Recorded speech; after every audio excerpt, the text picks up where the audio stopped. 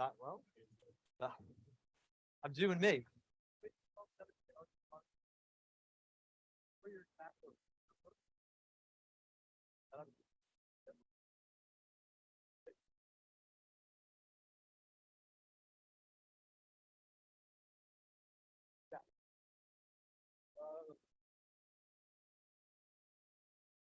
I'll come sit next to you.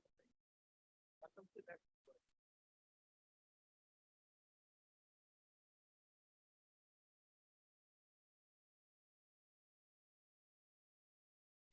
Over in the arts.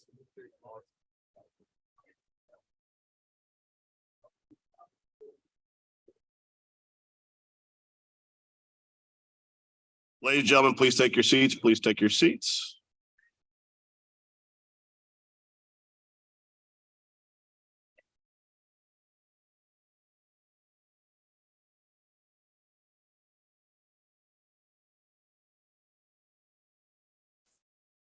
Roll call. Councilmember Morrell, Here. Councilmember Jeruso, Here. Councilmember Green, Here. Councilmember Harris, Here. Councilmember Moreno. Here. Councilmember King and Councilmember Thomas. We have a quorum. Thank you. First up, we have the approval of the minutes from the March 30th Joint Budget Governmental Affairs meeting. So move. Moved by Mr. Green, seconded by Councilman Jeruso. Please vote your machines. 5 yeas, no nays. The minutes are adopted. Next up, we have a presentation discussion on revenue rescue plan funds from Louisiana Fair Housing Network, the Institute of Justice, and the Workers Center for Racial Justice. Do y'all want to go in order at one time? You call all at one time? Okay. Well, then can we get representatives up here for the Louisiana Fair Housing, the Institute of Justice, and the Workers Center for Racial Justice at the table? All right, so we'll do the presentations, ladies and gentlemen, just so you're aware of how we're going to do this. And then after that, we will do cards after we do presentations. So whenever you guys are ready.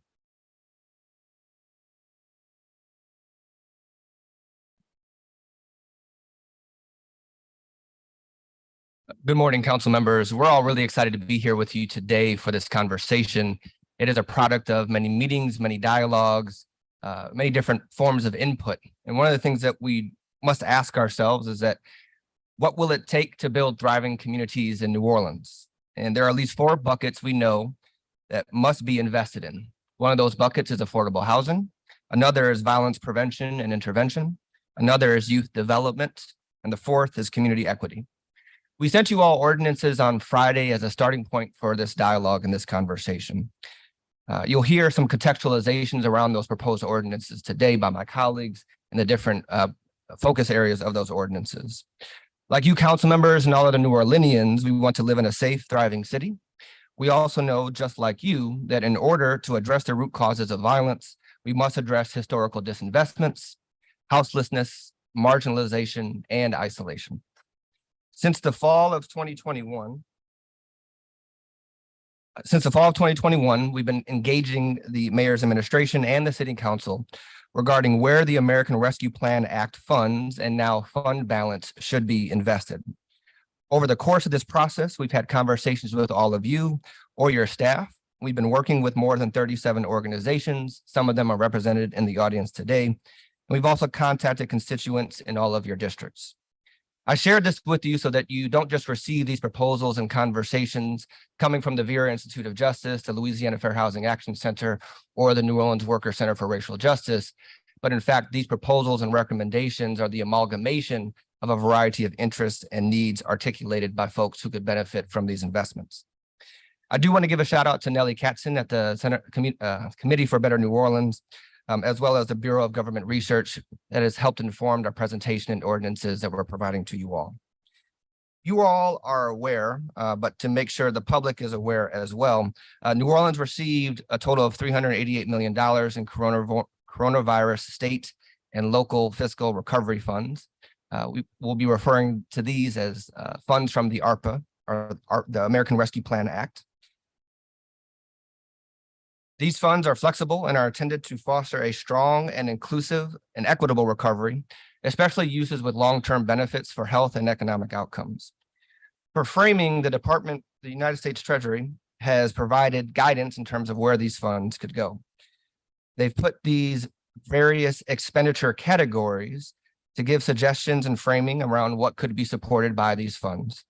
Among those categories include funds that can promote public health, funds that support economic recovery, and funds that will support increasing equitable outcomes. Specifically, we know that making investments that necessarily respond to the disparate impact the pandemic has had on Black communities and other communities of color are uses that these funds can be put toward. These include community violence interventions, community health workers, as well as housing services. The December 2022 Bureau of Government Research report has made it clear that fund balance dollars should not be segregated from ARPA funds and the priorities that they were intended to serve. My colleagues are going to go over a variety of proposals today, and these will accompany the ordinances that were sent over on Friday. I want to share with you a little bit about the process that we went through in terms of vetting our ARPA asks. And these are some of the questions that you can see we've gone through to make these proposals to you all. We asked ourselves which city department is going to manage this funding and who will ultimately run the program. What evidence is there that the city can manage the program or that the program will actually succeed? Is there something similar that already exists, or are we building something from scratch? We asked ourselves, why does this make sense for one-time funding? What opportunities might exist to continue funding in future years? And we've also asked how many people or households are our proposals expected to serve? And will those people be from marginalized or disproportionately impacted COVID-19 communities? What we've shared with you all is actually less than what we originally proposed. We had to cut some proposals ourselves. And since the categories of proposals track along some of the very things many of you have either campaigned on, written or supported related ordinances or resolutions in the past, I'm going to name specific council members who from our research appear to be natural leaders on some of these proposals. Now, I will share that our data might be wrong, and you all actually might be great sponsors or leads for all of these proposals. But from our perspective, we've recognized that for housing, we've listed council members Harris and Thomas. For youth programs and development, we have council members Harris and King. For community violence interventions, we have council members Thomas and Geruso.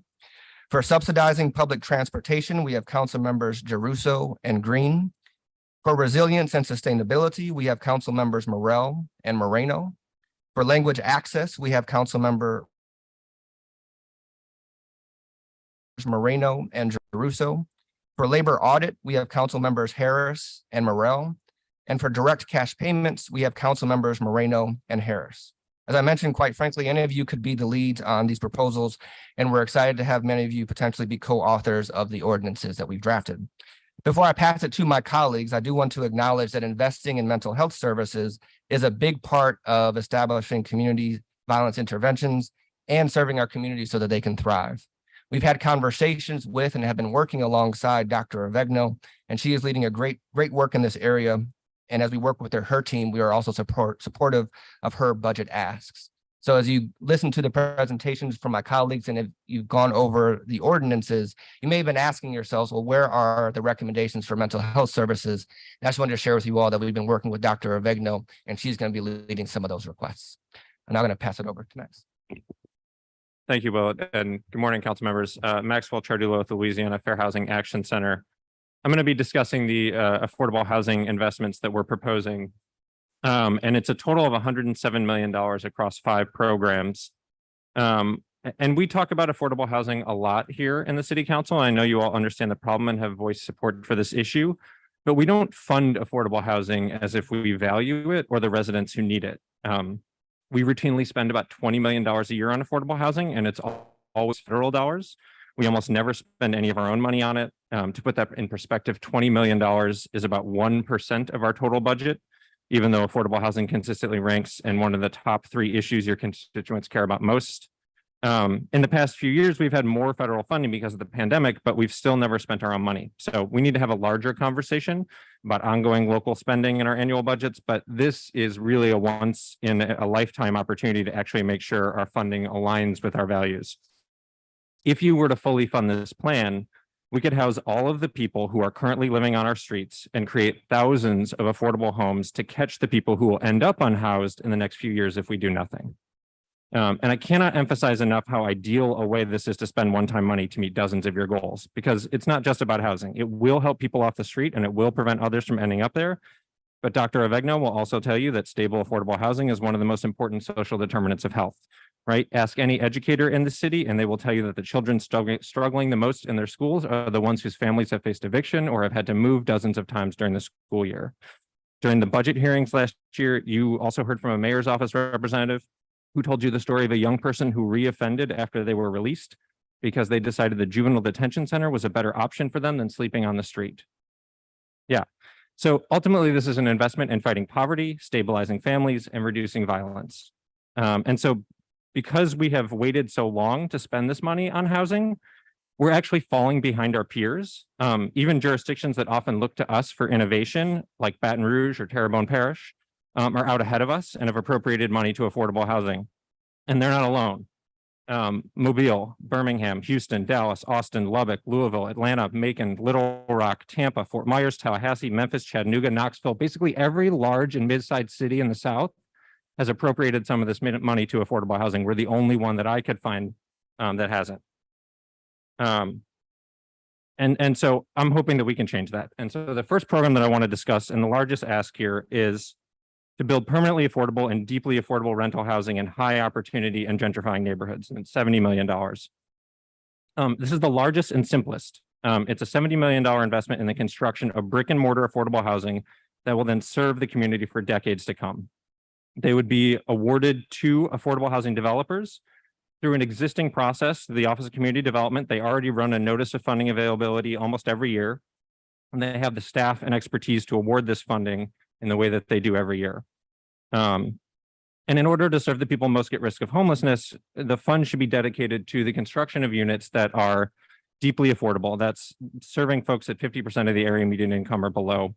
And it can be leveraged with other sources, and we can prioritize units that are even more deeply affordable, that are permanently affordable, and that are for one bedroom and studio apartments, because we know that's where the greatest need is. And I think to give you a sense of the impact, the most recent rental NOFA awarded roughly $7 million and is expected to produce 234 units. So $70 million could be leveraged to produce up to 2,000 or more units, depending on how we parcel that out. It would be the largest amount of affordable housing we've created in maybe our city's history in a couple of years. The second program is a really important complement to this. And it's I know some of you are very familiar with this. It's the Community Task Force Plan to Reduce Street Homelessness, and it's a $15 million ask. And this is perhaps one of the best vetted and most researched because it was designed by a community task force that included service providers, people who've experienced homelessness, business and healthcare leaders, as well as a number of you. And this would require $15 million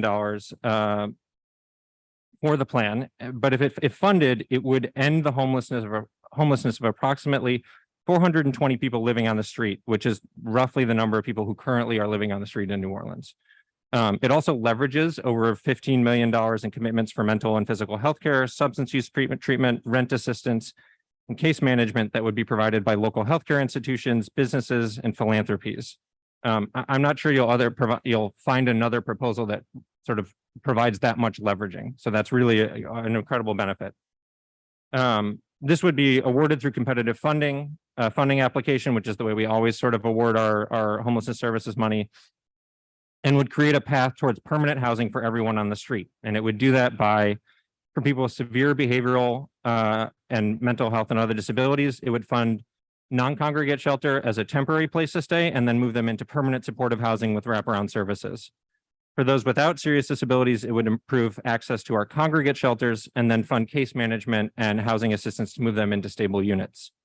And a large chunk of this funding essentially helps pay rent for people, which is an ongoing cost. But because of existing agreements with the Housing Authority, most of these clients served will eventually be able to transition to housing choice vouchers, which will then cover their costs indefinitely. So this is really, it's a stopgap measure, and we've actually got funding in place to help make sure that it becomes more permanent. And then again, it becomes essential to pair with the investment in construction of units, because construction of units takes time. And in the interim, right, we don't want to let people fall off and end up on our streets. We want to make sure that we can move people into housing and then into those units once they're built. The third program is a renter occupied rehab program. It's a $10 million ask. This would utilize one-time funds to simultaneously meet three important goals. It would offer support to undercapitalized small business owners. It would address health and safety concerns in rental homes, something that I know you all care about quite a lot. And it would preserve our dwindling stock of naturally occurring affordable housing. So it would, again, be allocated through the Office of Community Development, which already runs a similar program, the owner-occupied rehab program. So the infrastructure is already there and the staff is already there. The OCD would, just like they do with the owner-occupied rehab program, would engage a housing developer to manage the program, which would then offer forgivable loans of 35 to 50K to small landlords that would help them repair health and safety violations in exchange for holding their rents affordable. And depending on, how much each home needs in repairs, we could be serving, between 200 and 500 families, produce that many affordable units. And the Office of Community Development has actually been working with nonprofit developers and advocates to craft the program plan for this for the past 6 months. And they actually recently won a trip to New York to work with experts there to work on sort of refining the program plan. So this is one that we've been working on sort of both sides of the second floor to make sure that this is ready to go when the funding hits. And then I think after the initial round of funding, there could be additional funding through the Infrastructure Investment and Jobs Act or the Inflation Reduction Act, because there's a lot of money in there for weatherization and repairing homes. The fourth program, I just briefly mentioned, is the owner-occupied rehab program. So this program already exists at the Office of Community Development. Again, requires no additional staff or other resources. And it currently funds a local nonprofit to provide desperately needed repairs for low-income elderly and disabled homeowners, often on a fixed income, who would otherwise lose their homes. So this is a really easy thing. It funds people who are very much at risk. It already exists. It requires no extra staff. Everyone is ready to do it. They just need a little more funding, and the funding would help clear a backlog, right? Because they don't have enough to fund it currently. It means more people apply than they're available to help. And there's just a backlog of folks who need help. It currently provides up to 75K through a forgivable loan, but the typical home only needs about 35K worth of work. So it's likely to serve about 300 families. And then the last program is also related to sort of health and safety issues. This is the Anti-Displacement Fund. It would set aside $2 million for our existing anti-displacement fund to support renter households forced to move because of a serious health or safety violation. This is particularly relevant, Council Members Morell and Giarrusso. I know you're paying attention to this, given the conversation we had last week about the Sewage and Water Board's policy of shutting off water to renters when their landlords are the one who are behind on the bill. As you know, the anti-displacement fund was part of the Healthy Homes package, but it has no regular funding stream until we ramp up inspections and begin to collect fines from delinquent landlords. So there is hope that there will be more sustainable funding source for this in the future, but until then, this starter funding would make sure the city is prepared for the next possible Oakmont, where folks had to be evacuated because of such serious health and safety issues. And unfortunately, the city already has plenty of experience administering this kind of funding, as they did with Oakmont, and they have done throughout the pandemic with the Emergency Rental Assistance Program. So those are the 5 programs we're working on. And again, with each one, we have been in touch and working with the Office of Community Development. They're aware of what we're asking for and have been helping us. And with each one, we're really not trying to reinvent it, or we're not trying to invent new wheels, right? We're working with programs that exist and funding things that we already do well. So thank you. Good morning, council members. Sarah Mojla, Vera Institute of Justice. Really excited to be here. As we continue, I really just wanted to reiterate the interconnectedness of all of these requests. Investment in affordable housing will, of course, lead to better outcomes for our youth, their families, and therefore our whole city. 1,228 or 1228, which is the number of young people 10 to 17 and a half who are involved in some way in our OJJ or criminal legal systems.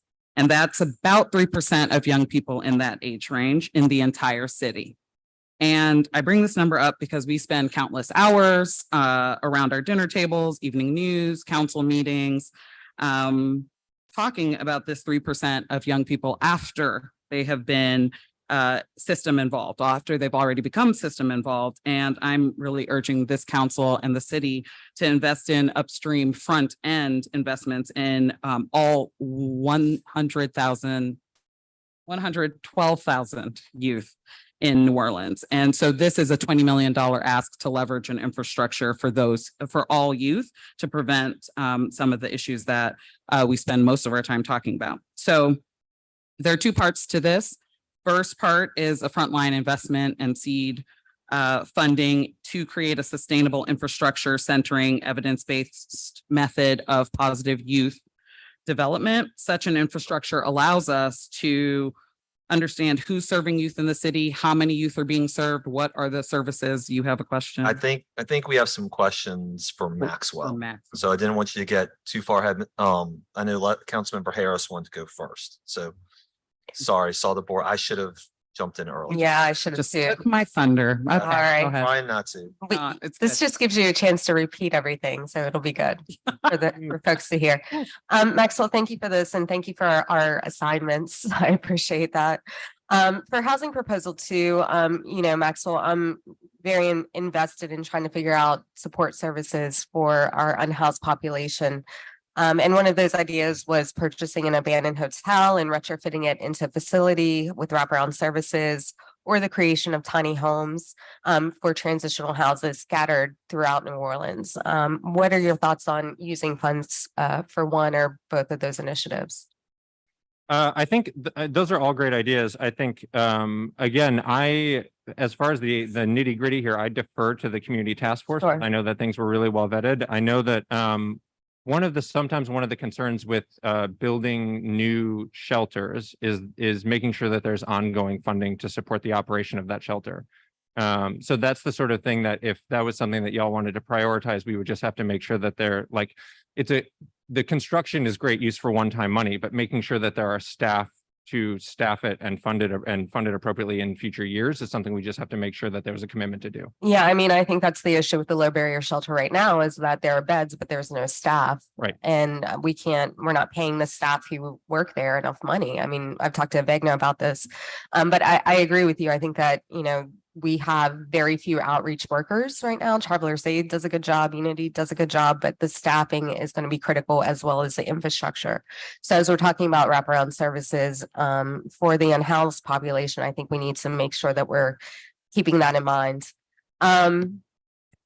For housing proposal 3 and 4, which is blight remediation, I specifically asked the CAO's office about this and wanted to make sure that both homeowners and renters can live in safe, affordable housing. I talk often about my neighbors on either side of me who are elderly women who have houses that are falling down, and they just can't afford repairs. And the grant programs are, have waiting lists that are miles long. And so I agree with this. I think that we need to spend money wisely on making sure that homeowners specifically aren't blighted out of their homes, especially our elderly folks. For the rental proposal, however, I wonder how we can avoid a Josh Bruno type slumlord who's applying for these funds. How are we going to vet these people who are applying for funds to assist with their repairs? And then is there an audit process?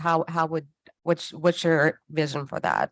Yeah, that's a really good question, and one that we have thought through quite a bit because we had the same concerns. And one of the first ways to stop that is that the program design really limits this to small landlords, folks who own like 5 units or less. Because the larger slumlords like Bruno, right, are never going to qualify for that sort of thing.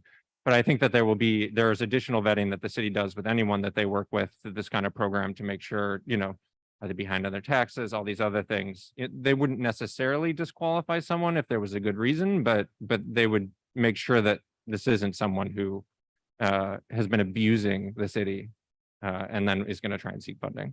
The other question I have is around payment in lieu of taxes. I know Councilmember Green and I were on the IDB, and we often give these tax credits, quote unquote, to big developers. But my thought is that we could also encourage smaller developers who are developing affordable housing with these pilot programs. And so I wonder if we can't work on trying to figure out how that could work and who would administer it, because I think that that is a big boon for people and it encourages people to build housing rather than, for example, mini storage units, which I've heard people actually do. Yeah, the existing affordable rental notice of funding availability, which is how we put money on the street for developers to build rental housing, is open to small and large developers. And so as an example, Jane Place has produced some doubles and quads with that money before. And I know that Councilmember Giarrusso, I know there's a developer in your district who's building like 24 or 30 units in a smaller development. So yeah, it definitely is available. And I think especially paired with some of the zoning reforms the council has passed recently to allow for small multifamily affordable housing, like there's some really interesting ways to make sure that we can do infill here, not just big developments, because honestly, we don't have that much land that's zoned for big developments anyway. Right. No, I, and I think we are trying to get inventory of city-owned properties. So that could be an avenue too of leveraging city-owned properties and building affordable housing because we own the land. I do see Leo Marsh from Habitat for Humanity in the audience. And he was texting me about insurance issues and that a lot of people are being priced out of their housing and having to give up their housing because of insurance issues. So I'm wondering if you're working with our state delegation on any of those issues. Yeah. We've been talking a lot with Representative Willard and others. I think the approach that seems to make the most sense to me is to help support people fortify their roofs in order to bring their costs down.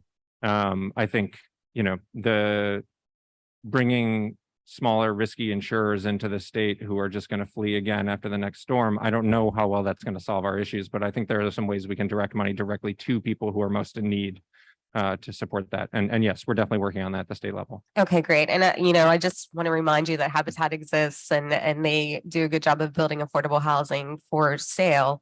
And so I would love to have them as part of this conversation as well. Yeah, for sure. And let me address that actually, because that's Leo's a great partner and we work really closely with Habitat. So the reason that we're not proposing money for like first-time home buyers in this program is because the Treasury is really clear that this should be for people most at risk and most impacted. And so if you look at the cities who have used this money for housing, almost universally they've used it for the unhoused or for deeply affordable rental housing. For that reason, because the Treasury guidelines are pretty clear. So I think we would certainly support more first-time home buyer funding. We just have to figure out where else to fund it from. Great, thank you. Councilman Druso. Thank you. I want to, I guess, reiterate what Councilmember Harris said is I think IDB is kind of vastly underused for pilot programs and particularly trying to avoid the American Can situation where you had federal funding in place for 25 or 35 years. A pilot can be for like 100.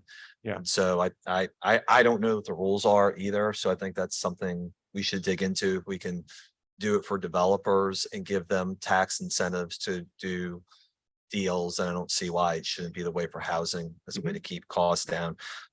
Maxwell, on proposals 3 and 4, I know Councilmember Harris is also working on this and we're going to support her as I think there's a push to maybe take some of the new HDLC fine money, particularly where there's people who've gone beyond the $10,000 fine and put it into programs such as these. So that way, if you have a bad actor and you're collecting money from them, the city isn't necessarily benefiting from it, the community is. And I know you're working on, I want to make sure you get credit for that. And then the last one for me, I didn't see in here is, I still greatly believe that the single greatest piece of wealth that people have is their house. And I know there's a lot of renting proposals in here and homelessness, which is good. But I also think we need to kind of figure out some more about the home equity piece too. And I know Fano has been doing soft seconds and they've been doing a great job. But like meeting with NOPD the other day, they apparently had a program years ago where if you qualified financially, they would help you with making the down payment and helping you secure the mortgage. And that's gone away. So I think as we're trying to look at, Councilmember Green, this is for you, as we're trying to look at making the city a great place to work for city workers, for teachers, for employees, for first responders, I think that's another piece we got to be looking at very strongly as well. And that's not to the exclusion of everybody else, but I think that's a good place to start, particularly when we know that city salaries are never going to be comparable to what you can do in the private sector. No, I fully agree. I mean, and it's always a continuum, right? And so making sure folks are off the street and have a stable place to rent is like, those are actually how we help folks be ready to become homeowners at some point, right? But then we have to make sure that there are some subsidies available for that too. And yeah, I mean, the good news is, right, at least based on my back of the napkin math, we've got $300 million in fund balance and 70 million in remaining ARPA. About half of that fund balance is ARPA money that just went through the city and came out into fund balance. But that still means you have $150 million in fund balance without restrictions that you could use for lots of these other ideas too. We would certainly support that. Thank you. Yeah. Councilman Moreno. Yeah, just a quick question here. When we're talking about proposals 3 and 4, and you're talking about small landlords, what is the size of a small landlord? What we're talking about is 5 units or less. So Mhm. they have an interest in 5 units or less. Got it. So we're really trying to target it at folks who are small business owners for real. Got it. Okay, thank you. And Max, I also wanted to just publicly thank you for your help on the constitutional amendment that we worked on with Jason Hughes to deal with situations like, for example, the Willows situation on how do we ensure that nonprofits who are operating like slumlords get their exemptions taken away. So I know we'll be working through that during the legislative session. And once again, thank you for your help. Absolutely. Thank you. Councilman Green. I just want to put in a plug to work with you on especially programs that create homeowners. But because of that, I actually have a question relative to 3 versus 4. Is that a typo, or is the description and the amount requested what you mean? I mean, in both of them, it says small landlords. In my particular district, and I'll be selfish relative to my district, there are many homeowners whose homes need repair, for example, in the Desire area, for example, but they're not landlords. They live in them themselves. And I'm looking for more program support for people who live in their houses, especially the elderly who own them. But you've used the word landlord twice. I apologize about that. I think that's a typo. So, and let me clarify. So program number 3 is specifically for landlords to help them bring their rental units up to code and make sure that they are fit for habitability and then held affordable.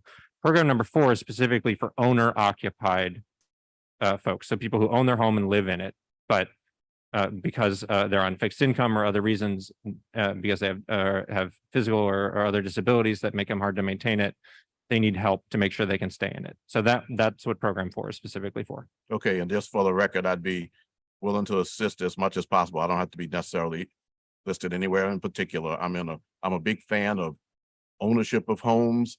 One of the reasons that we have such a wealth gap in our community is because of the investment that doesn't take place sometimes in single family homes. And I represent a district which includes communities such as Pontchartrain Park and the Upper Ninth Ward, where a lot of people own their properties, and it makes a big difference in their ability, for example, to later on to borrow against properties for education purposes for children, for example, and also for needs that exist at the time.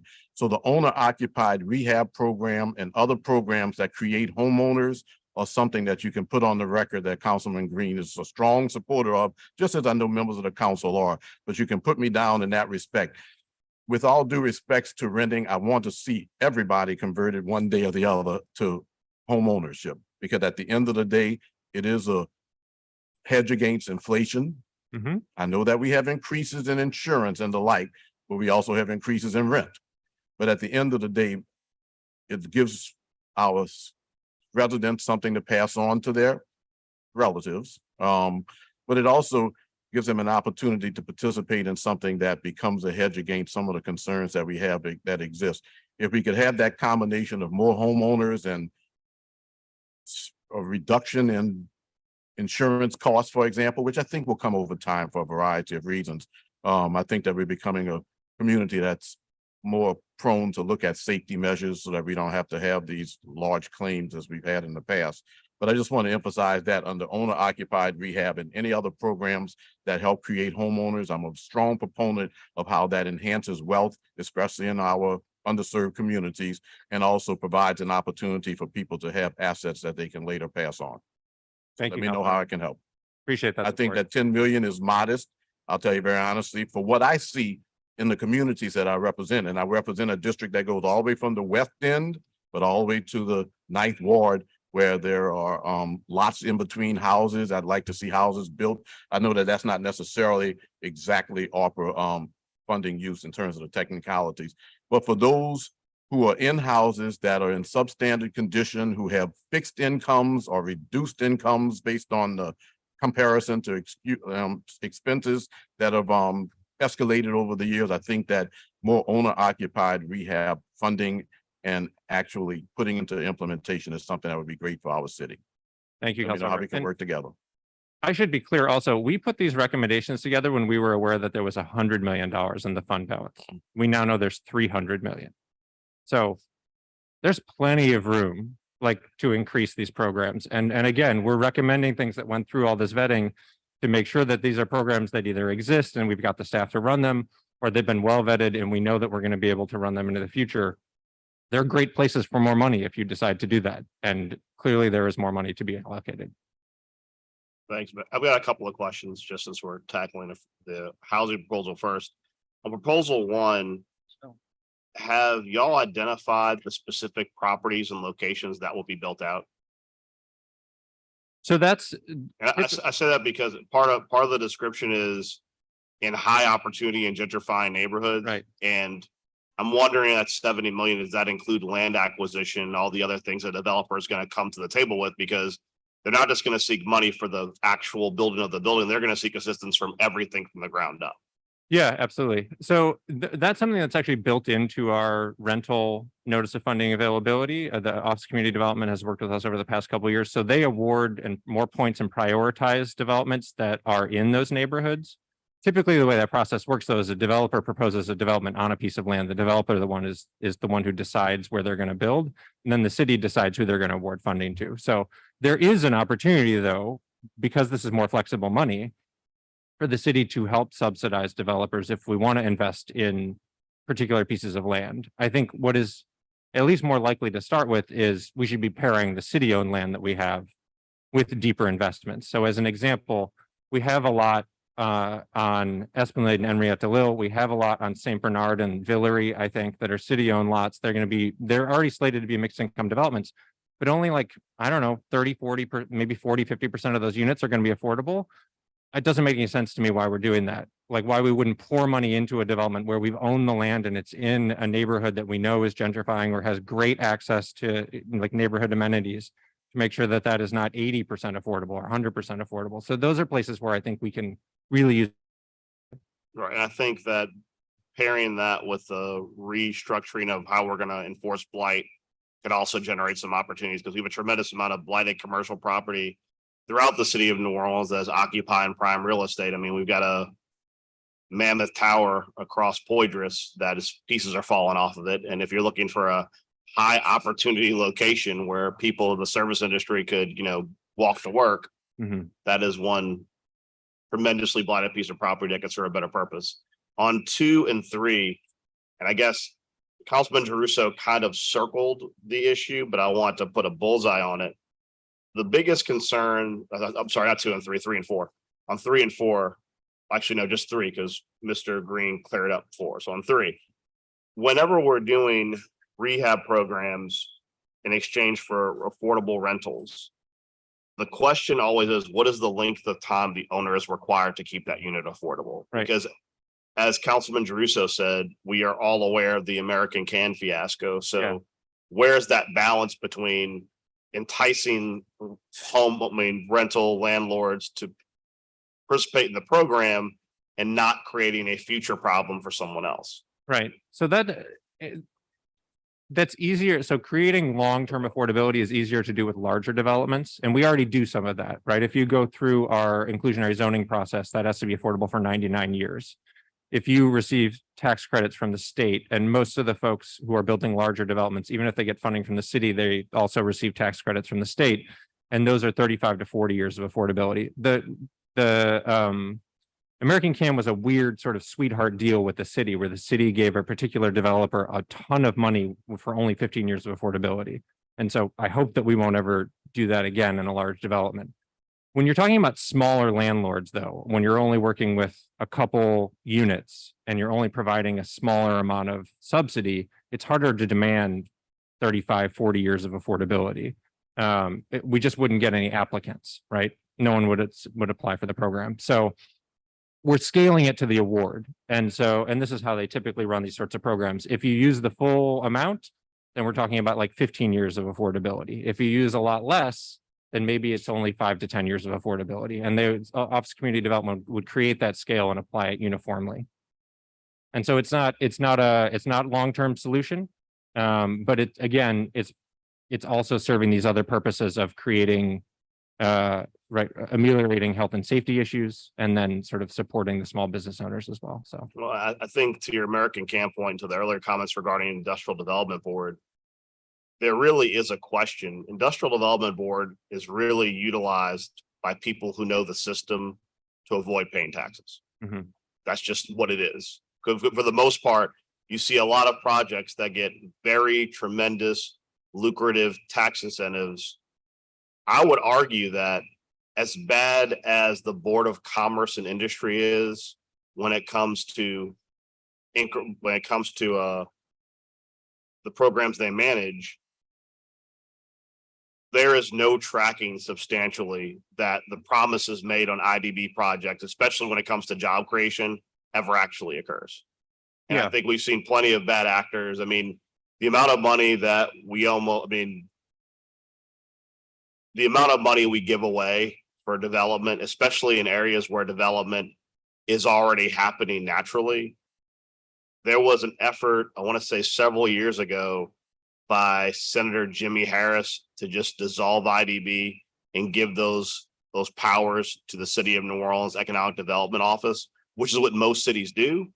And it would be easier if it were a city-run organization that would apply city principles to when they're allocating money. But it's just a very unusual situation. And I don't have much faith that we won't see an American CAM pop up again, just because in our zeal to have as much affordable housing as possible, when you look at what you're proposing, it has real teeth, but sometimes developers get away with, in our desperation to have affordable housing, they'll give us 1/3 of what we're asking for, and IDB will take it, versus the city might hold the line. Yeah, I mean, we're always sort of on watch for that as well. And I think there are now more layers of accountability built in than there have been before. And that some of that is within the city zoning ordinance, which is excellent because we require permanent affordability. Some of that is, we've advocated to make sure that when you receive state tax credits, there is no option to like get out after 15 years. You have to do the full 35 now. And that's the result of advocacy from housing advocates to make sure that that's the case. The place where we all have to pay attention is for folks who do development without those resources, right? Who maybe fund it through private sources or through sources that just don't have those accountability measures in. They're much rarer, but those are the ones we keep an eye on. Well, and housing aside, I mean, I guess I also want to give some focus to just the general development projects where the city loses potential tax dollars that could be used for programs like this. So my last point on 5, when it comes to the anti-displacement fund, I see you have 2 million in there. I know that when we spoke after our last meeting about how much it cost the city to relocate Oakmont, it was 2.8, I believe you said the number was.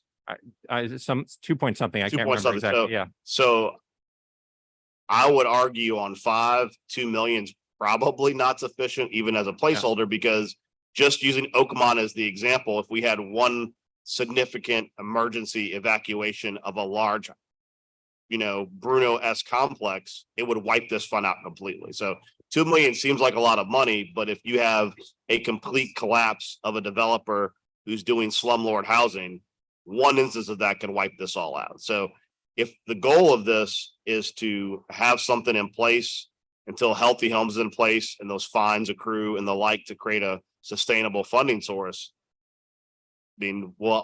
whoever is tasked with doing this will have to revisit the number, because 2 million is just not going to be sufficient.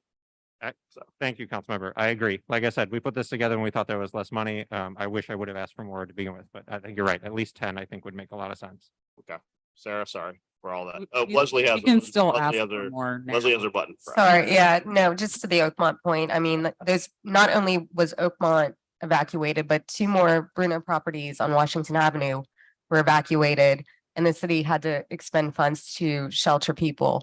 So what I'd like to do is look at being able to claw back the funds expended, somehow become a creditor in his bankruptcy, but that's a whole nother conversation for another day. But Let's do it. in those instances, we absolutely should have a mechanism as a city to recoup the funds that we have to spend in order to evacuate people from bad situations.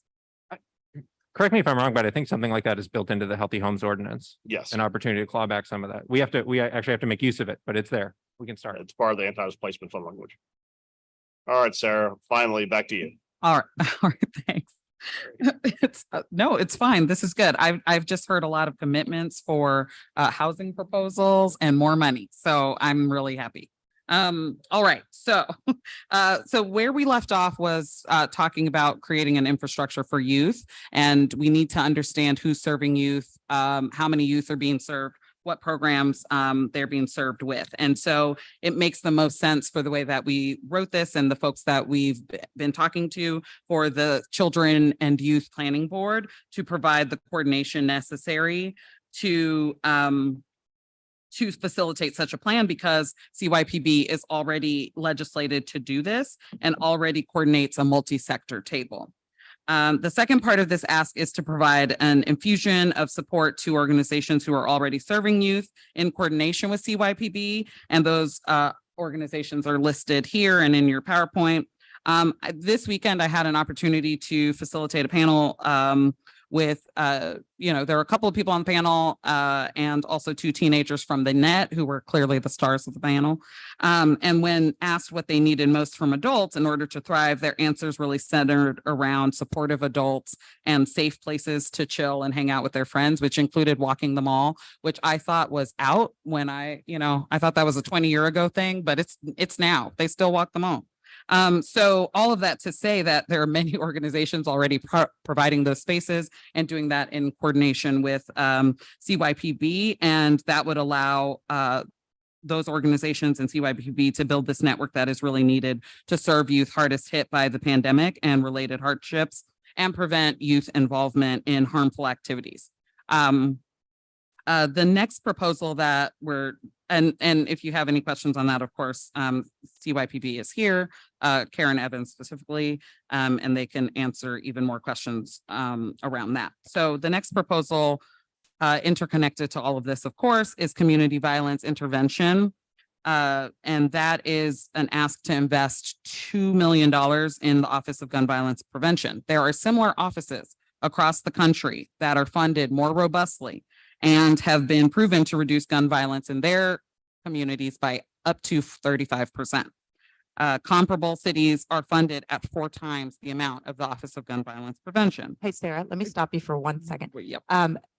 Have you been talking with Dr. Vegno about the work on the violence intervention? Yes, and strategy? on the gun violence responses, the hospital programs, and what it looks like in the community. Yes. Because overall, I think that's going to be, when we look at the whole entire model around violence intervention, that's likely to be, $25 million annual investment. So Agree. I agree. So I'm 'cause I hearing. agree on the 2 million is like way.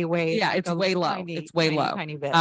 There are other, there are a lot of things that go into a well-funded Office of Neighborhood Safety or Office of Violence Prevention. And there are also other coordinations that those offices in other jurisdictions that we've looked at have. And so this, you're right, is a drop in the bucket and was also made when we thought there was much fewer funds. Yeah. But we also need like a sustainable solution. And I think that can come in coordination with obviously the health department and Dr. Vegno. Yep.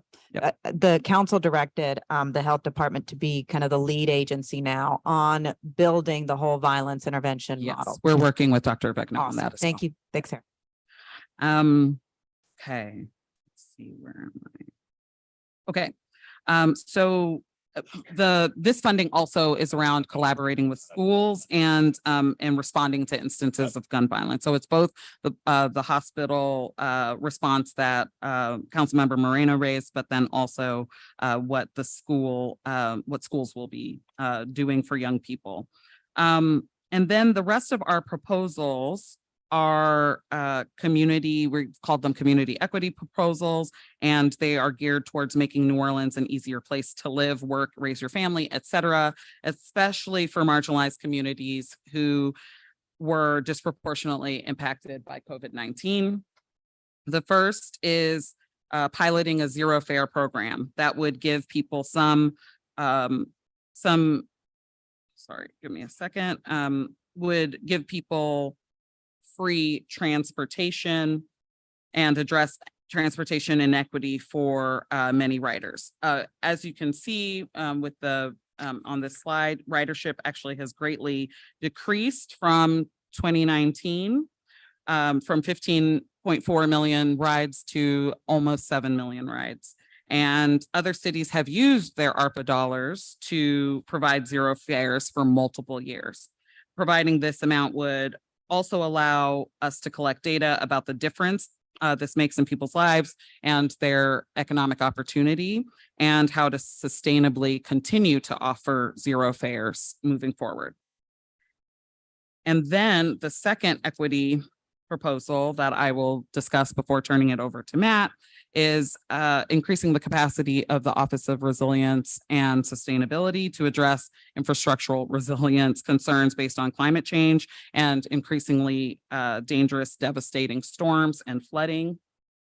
Because of the bipartisan infrastructure law, there's actually a lot of federal funding available to fund resilience and sustainability activities, but that funding doesn't actually help with the planning and design of projects that need to actually be funded with those monies. So this is seed funding that would allow ORS to plan and urgently increase the capacity of the office to get those to apply for and be competitive for those grants.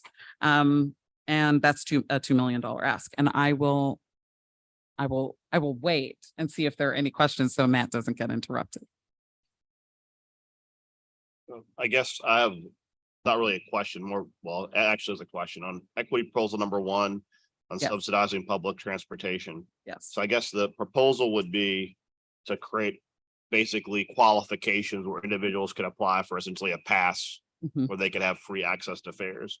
And I guess the kind of the group in particular that is of interest to me is young people, Yes. only because the busing situation for schools is pretty fraught, Yes. to be polite, Yes. in that you have young people, young, middle and older high school age kids who are stuck waiting for yellow buses till, 6 a.m. in the morning till Yeah. 10 a.m. for pickup. And as my mom often reminds me, most of these kids just used to ride the bus and they get to school on time and also develop independence and likewise other useful skills. So I see this as really a no-brainer of a program, especially when with minimal investment, you could have a significant outcome, but I also see as an opportunity where the school board could also throw in some money, because Mhm. subsidizing free access to buses for young people of school age would also allow them to control some of their own costs versus having the tremendously excessive and expensive yellow bus contracts they have, especially for high school age kids. So we'll look at that as an opportunity to meet with the school board and see what they can do to throw in some cash possibly on that and either hit the amount requested or maybe exceed it. Yeah, and I totally agree. I especially, when I've thought about this, and then also should shout out to Ride New Orleans for their help on this proposal. When I was much younger, I took the school bus to Carr, and that's how not the school bus, the public transportation to Carr, and that went away after the storm. I think lots of us did that, and so I agree. We actually tried to do this, I believe, in 2018. The council in 2018 attempted to do a zero fare for all school age young people, and I'm not remembering what happened. Like it just kind of fizzled. So Agree. Okay, that's Yep. all I had. I'm writing you down on that one too. Any other questions? Hearing none. Good to go.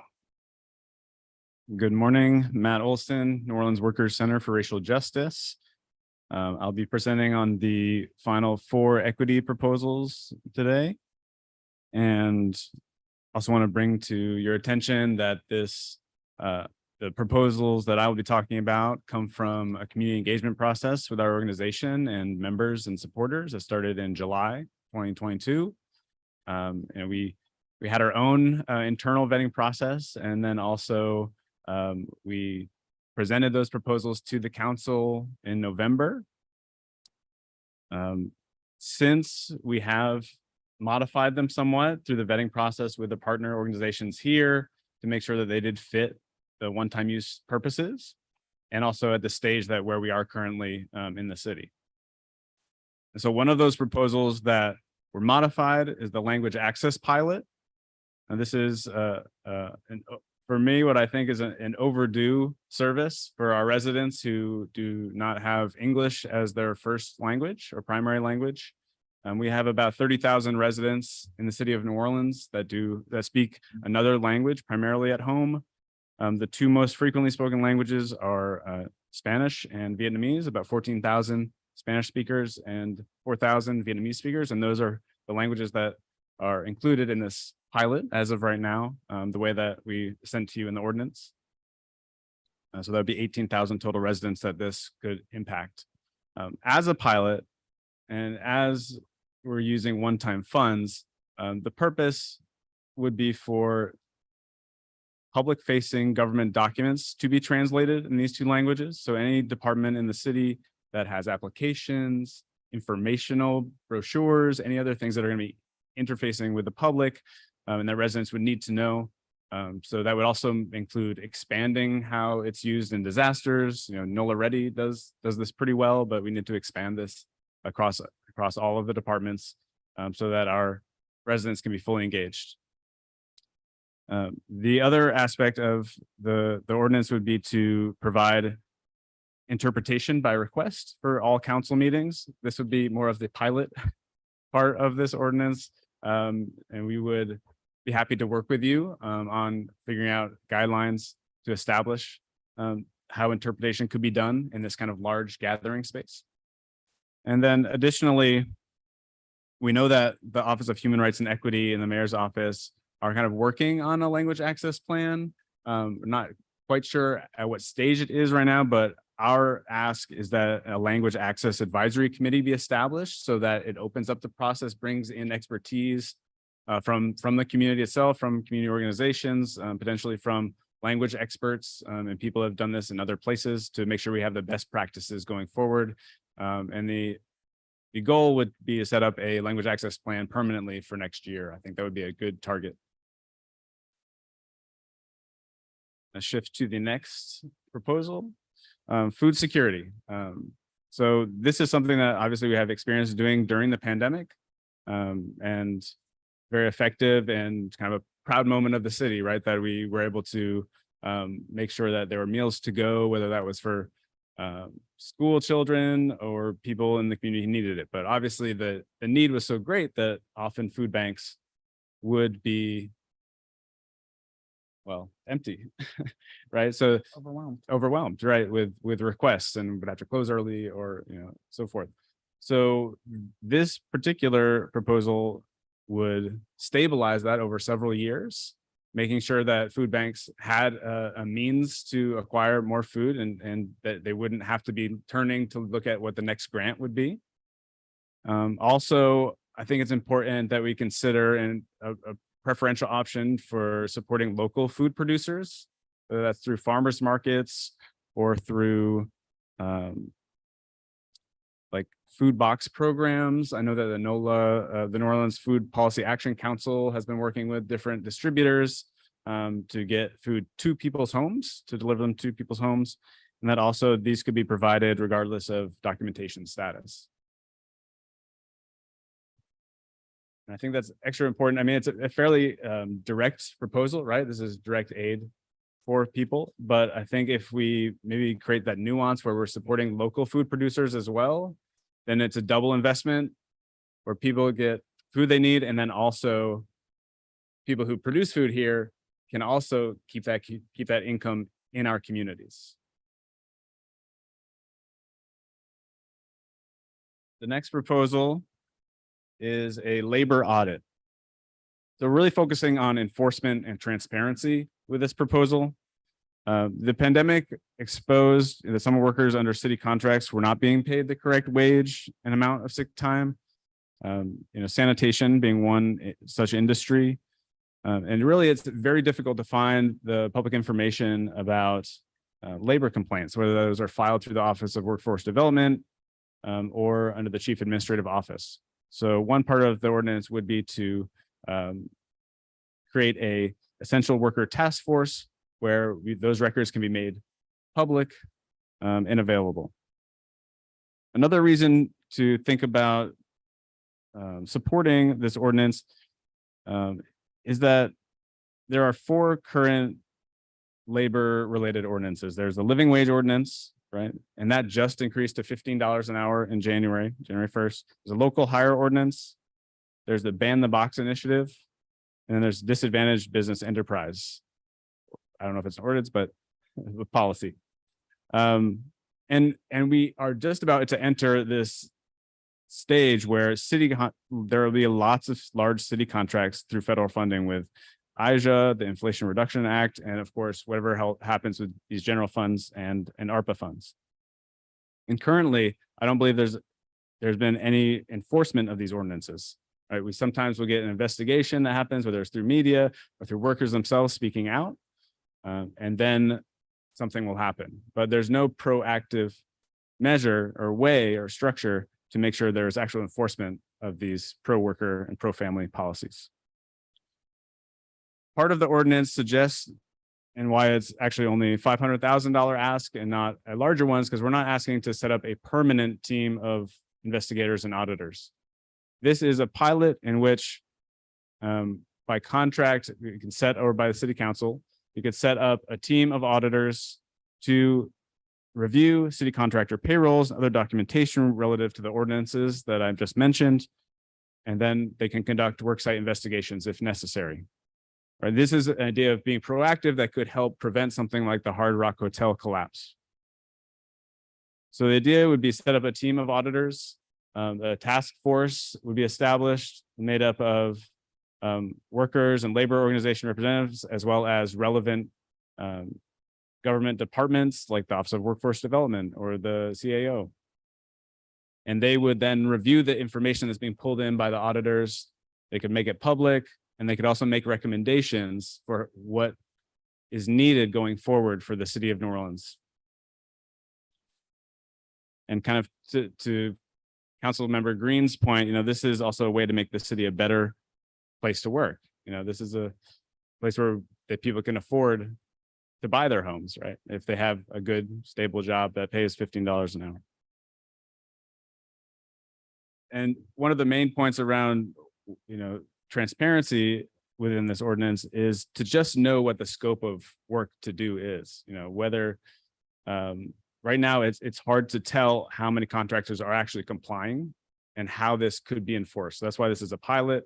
So we get a team of auditors together, we review, and then we move forward with what the best recommendations, best practices are. Lastly, direct cash assistance. This proposal is really a way to expand the federal stimulus payments that were made to residents throughout the pandemic. If you think back, there were 3 different instances when residents were given stimulus payments that could obviously help local recovery and also stabilize their homes, their households during this difficult time. Some weren't even able to get unemployment, right? Or their businesses weren't able to participate in the PPP, the Payment Protection Program. And this particular proposal would look at all of the ineligible residents, people that were not able to access those stimulus payments. This is an equity proposal. Previously, during our initial proposal, we had a much larger ask But following kind of the vetting process and looking at what is actually equitable in this situation, we saw that people that did not receive any of the stimulus payments, which could have ranged from $3,500 for an individual, up to families that might have had $10,000 to $12,000 during those 2 years, that this was some kind of way to help families that were not eligible for those payments. And it would be $500 to each ineligible individual, as well as any child in an ineligible household. I'll turn it over for questions or something. Any questions for Matt before I just kind of do a global summary? Councilman Harris. Thank you, Matt. On community food security, who would administer this program? Well, the way we thought about it was, who did it during the pandemic, right? And I believe the Department of Health worked on it during the pandemic, and maybe City Council also played a role. And would it be through grant applications, or how I would? believe so. Yeah, different providers. We could work it out with the Food Policy Action Council and see who would be the best fit for the particular policy eligibility guidelines that we had. Yeah, I mean, I think a lot of food banks don't know that grants are available. They have no access. So I think you'd have to include in this some sort of public education notice and outreach as well. I often think about the food deserts that are especially in poor minority communities. So are you also envisioning community garden support, things like that? I mean, I certainly think community gardens would be wonderful, but the difficulty there is that they're not necessarily people's livelihoods. And that's why we would focus on local food producers first, where it's their livelihood that we would be supporting. And often community gardens, they can be unstable in terms of the land rights sometimes, and that we would really want to see something that could benefit long term. So when you talk about local food producers, can you just give me an example of a local food Well, I producer? think just think of vendors at the farmers markets, right? People who might be growing locally. You could think of Grodat that has a farm in City Park. You could think of other people who are. I mean, this also raises the question: why aren't there more local food producers? Right, which is my point about community gardens. I mean, Yeah. I think those are an excellent way of people growing their own food, increasing green infrastructure in New Orleans, getting youth involved. I mean, back to the youth programming, I think that there are means to really expand what you're thinking about. And so I'm happy to talk with you offline about it. Yeah, that'd be great. We did speak to Sprout as well, Sprout NOLA, and they kind of discussed some of the underlying issues of land use in the city, and that would be another policy arena to work on to make sure that this is even possible in the long term for it to be a viable project.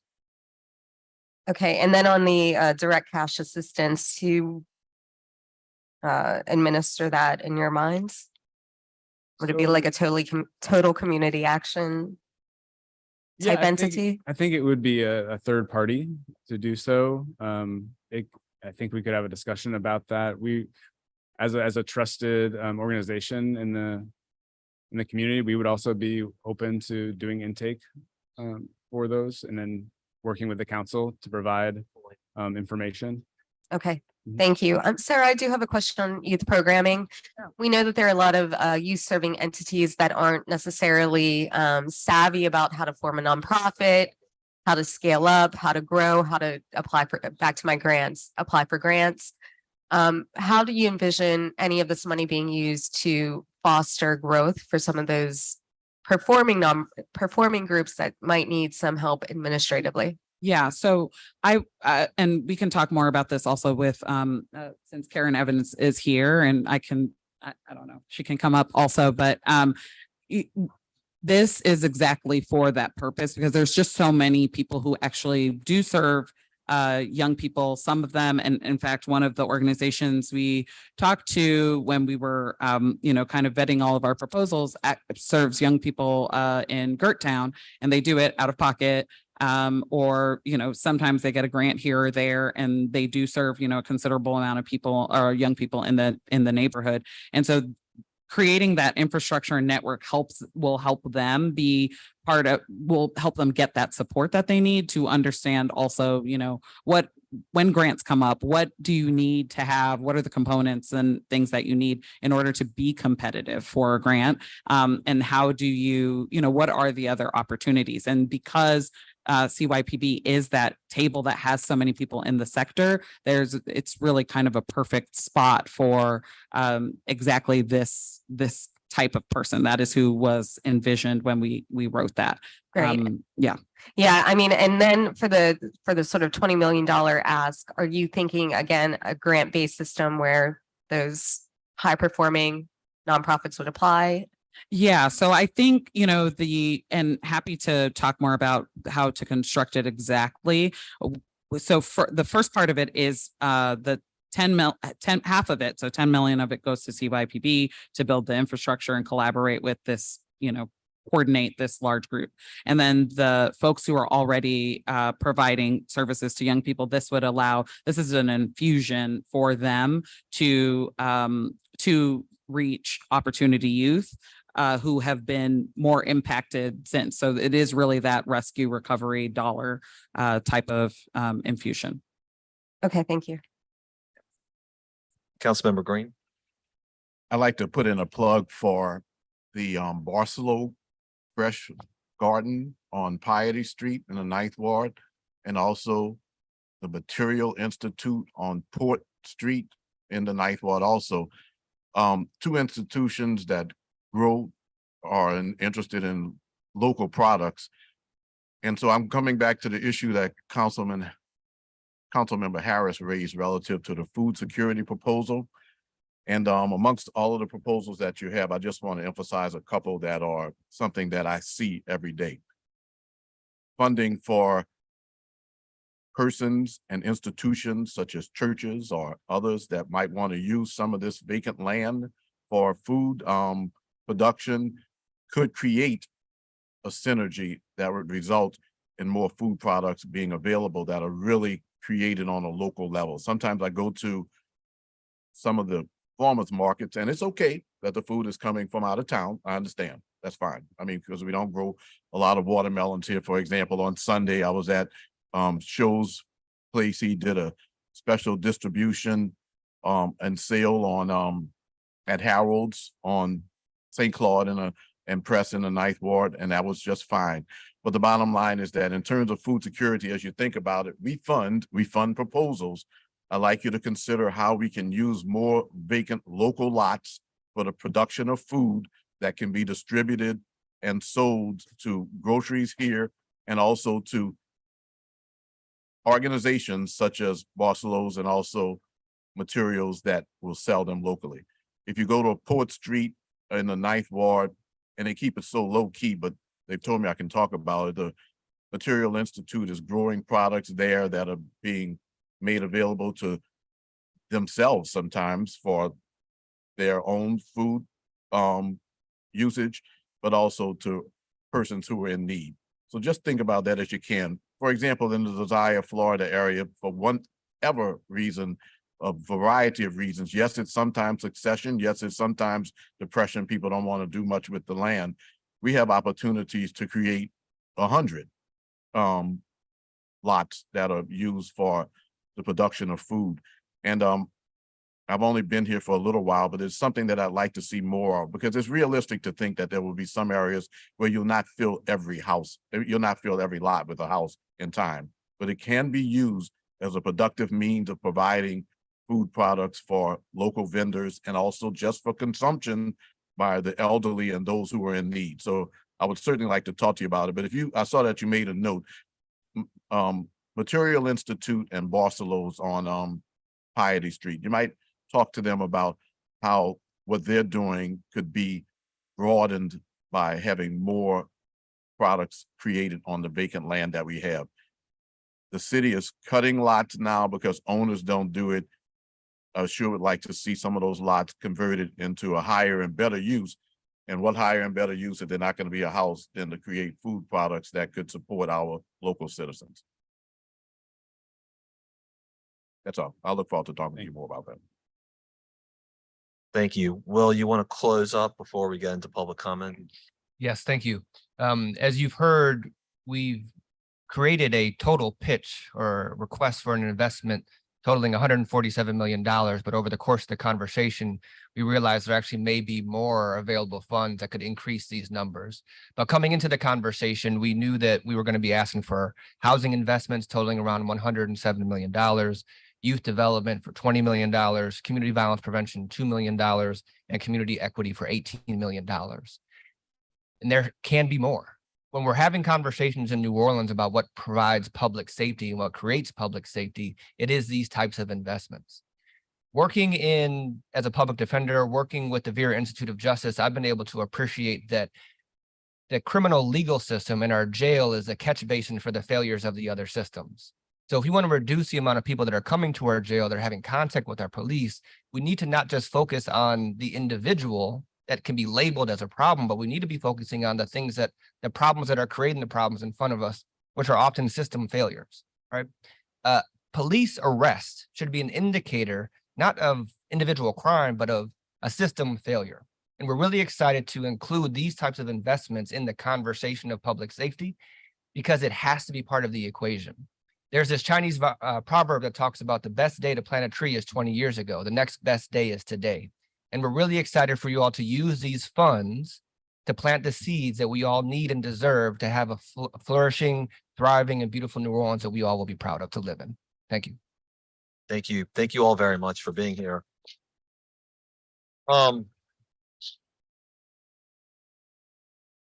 All right, so we have about 25 speaking cards. I'm planning on giving everybody 2 minutes and really going to ask everybody to stick to 2 minutes, please. Unless you are not a native English speaker and you have some translation, we'll give a little bit more leeway for that.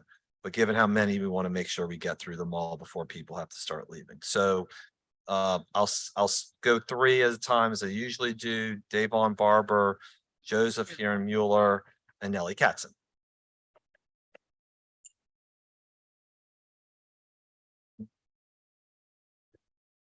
Good afternoon, Good council afternoon. members. Davon Barbour, President and CEO of the Downtown Development District. The DDD has long worked alongside the city in reducing homelessness. And so today I'm here to speak in support of housing proposal number 2 and efforts to reduce street homelessness in our community. Over the years, we have focused on second chance hiring as a way to, again, reduce homelessness, focusing on formerly incarcerated individuals and formerly homeless as well, giving them an opportunity to get back on their feet. We have also focused on providing temporary housing as well. And so we've long provided funding towards the operations of the low barrier shelter. We provide daily outreach as well through our public safety rangers. And I want to thank the mayor and this body specifically for availing Wisner funding to us to help us expand our outreach efforts by hiring additional outreach worker through the Travelers Aid Society. And then finally, we're working on advocacy as well. This is such a complex issue for our community, one that requires all hands on deck, particularly from the public sector, private sector, and philanthropy. I was in Washington, D.C. about 2 weeks ago on Capitol Hill, advocating for a number of programs related to this topic. One is a meeting with our congressional delegation to secure additional funding for homeless assistance grants, and also to advocate for a new tax credit called the Revitalizing Downtowns Act, that essentially is designed to help downtowns recover from the impacts of COVID-19. This provision essentially allows for the conversion of outdated office buildings. If the building is used for residential purposes, 30 seconds. there is a set aside for 20% affordable housing. And so all of these efforts combined are so important. And so I do implore this body to continue to join our collaborative efforts to reduce street homelessness. Thank you. Thank you. All right, Joseph, Nellie, Erica Zucker.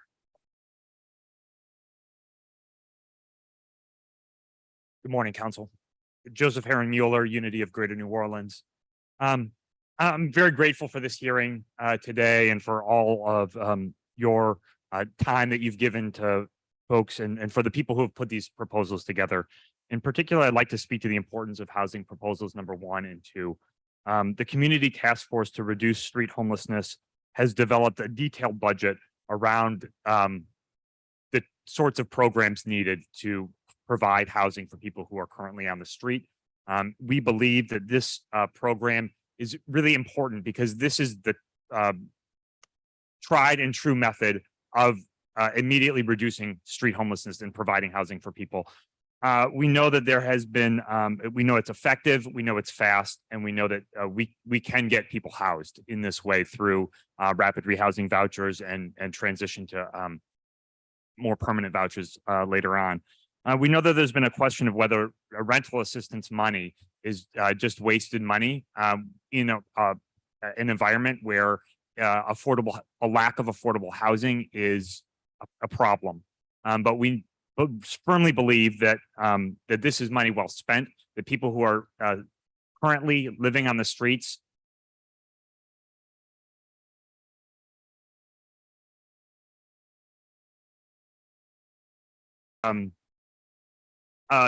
details, we have seen the amount of the time it takes for someone from the time that they're awarded a voucher to the time that they get permanently housed has increased sharply after Hurricane Ida. It was around 4 weeks in 2021. 15 seconds. It went up to as many as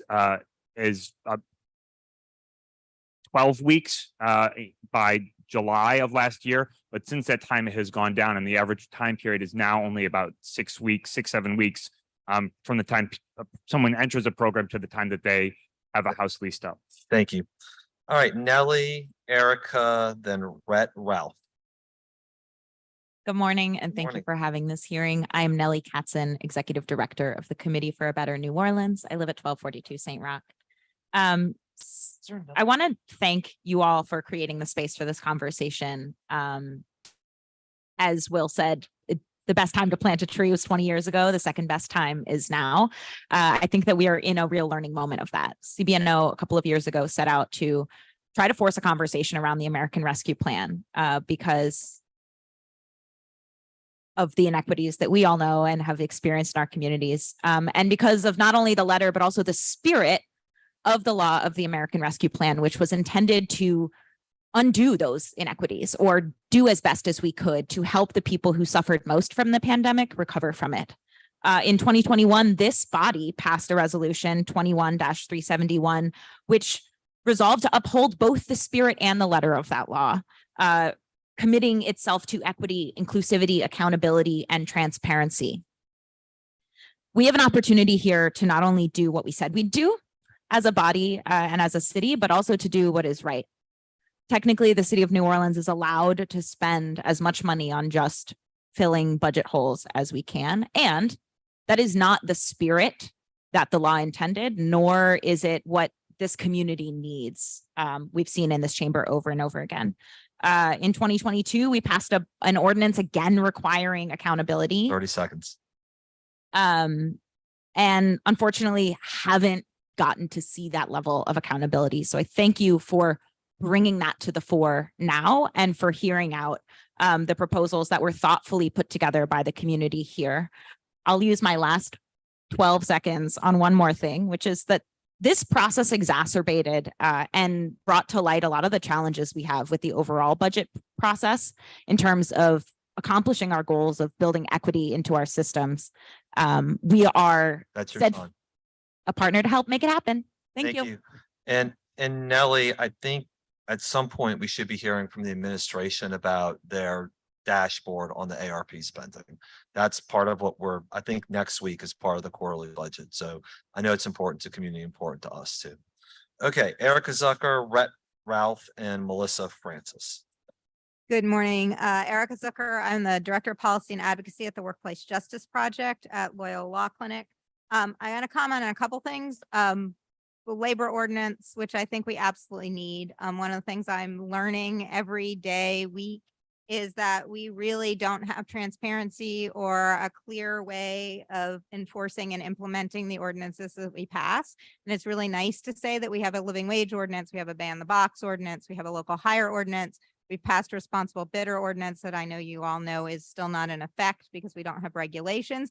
but we don't have any kind of real coordination in how these ordinances get implemented, which means they're just pieces of paper. And so I would wholly support and be happy to work with the council, the administration, anyone else to get some kind of real audit for compliance. On the transit comment, I really applaud the zero fare idea. If we're going to provide students with zero fare to get to school, we need to make sure that the RTA actually reaches schools. My child goes to Benjamin Franklin, and despite the fact that he drives every day up Carrollton to Wisner over to the UNO campus, he can't get there by bus in less than 2 hours.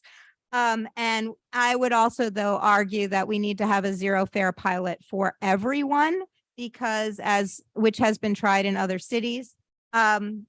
We really need to see, 30 as I think seconds. Sarah noted in her comments, that this is a way to see how access to transit and use of transit improves access to other services, employment, healthcare, all the things that people can't do when they don't have access to affordable, accessible transit. Thank you. Thank you. All right, Rhett Ralph, Melissa Francis, and Troy Lynn Sledge Skyper. Rhett? No. Melissa Francis? Okay. Troy Lynn Sledge Skyper, and then Leo Marsh. Good morning. Hello, my name is Melissa Francis, and I'm the parent union organizer with Step Up Louisiana. I want to say thank you, Sarah. Majority of your platform is what I want to demand. I want to demand that the funds be used for the mental health supports for our youth. We want youth development programs, and we want you all to collaborate more with the school board district to support Step Up Louisiana and to bring in community schools back. I also want to say that Step Up, and I'm proud to say this, that Step Up Louisiana has started a Readers or Leaders program where we surveyed the community and brought the community in one room. And I tell you, I have 12 children in one room from 6 different schools, and they've formed a bond. And I partnered with Xavier students to have this program work healthily. We meet Monday, Wednesdays, 3 to 5:30 p.m.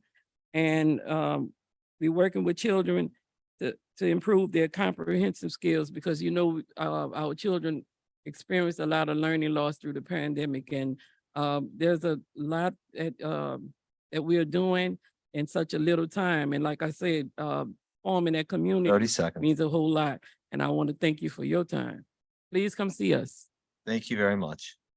Okay. Next up, Troy Lynn Sledge Skyper. You're here, not speaking? Okay, thank you.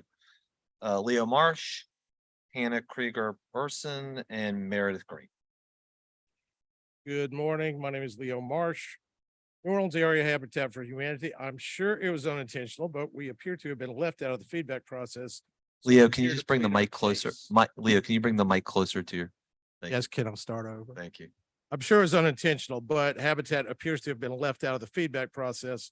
So I'm here to plead our case. Councilman Green, I do want you to know that we manage a home repair program designed for homeowners in their home. Most of these people are elderly, so any infusion of cash would help keep them in their homes. As you can imagine, in New Orleans with our housing stock, the demand is overwhelming. We get in a house, what we find, we thought we were replacing the front steps and the whole porch has to be replaced. So, but it is a very active, robust program. My ask for you is that some of this ARPA money go into funds to assist people with insurance payments. We have close to 60 homeowners, mostly elderly, who are in danger of facing foreclosure within the next month because their insurance rates have soared.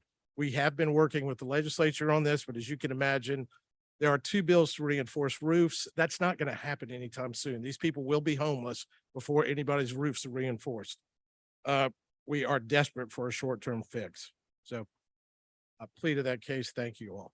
Thank you very much. All right, Hannah Is Hannah here? See her. Excuse me. She had to leave. She had to leave. All right, thanks, Max. Meredith Green, are you here? Yes, ma'am.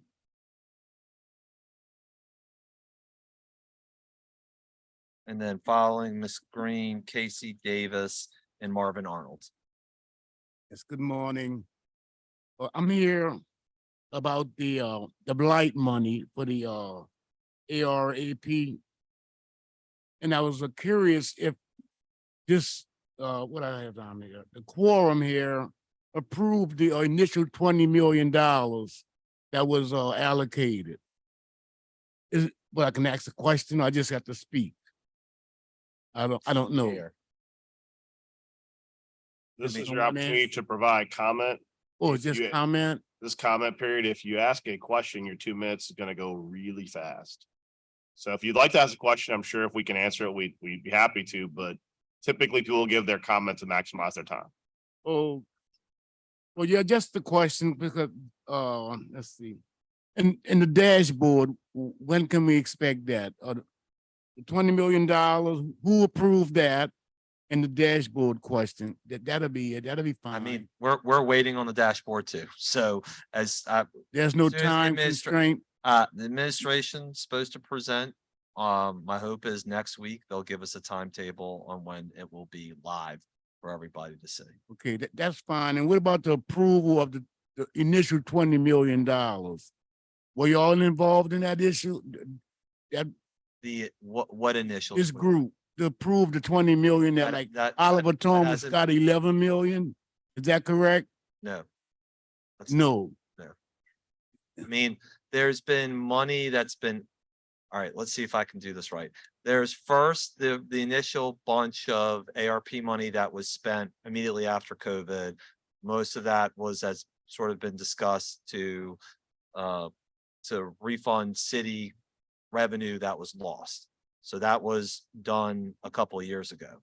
And then recently, as part of the city budget, we allocated certain funds to different proposals ranging from funding like Lincoln Beach to STEM NOLA to other pieces as well. But what has been discussed here today has not been funded yet. And you're not aware of the 11 million to District E? I'm not aware of 11 million to District D. Well, yes, it was 11 million. So it's documented. No one is aware of that Yeah, 11 million. if it's documented, then show it to us and we're happy to discuss where it is. I'm Who not would I saying, follow up? Not to cut you off, sir. I'm sorry. it's all right. Councilman. Who would I follow up with that I information? mean, you could follow up with our office or Councilmember Thomas's office as, Well, he has. I want. I need to speak with someone else besides him. That's yeah. the issue. Amy from my office will come find you. And so you can have a conversation Okay. offline about it. Okay. Thank you so sir. much. All right. So next up, Casey Davis, Marvin Arnold, Rosia Aguilar.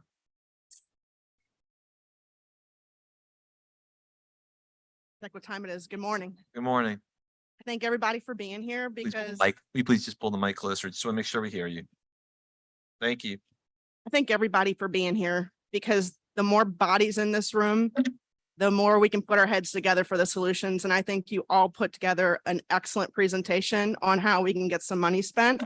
And if there's 3 times as much money as we thought there was, let's double these numbers. Let's have money available for future funding.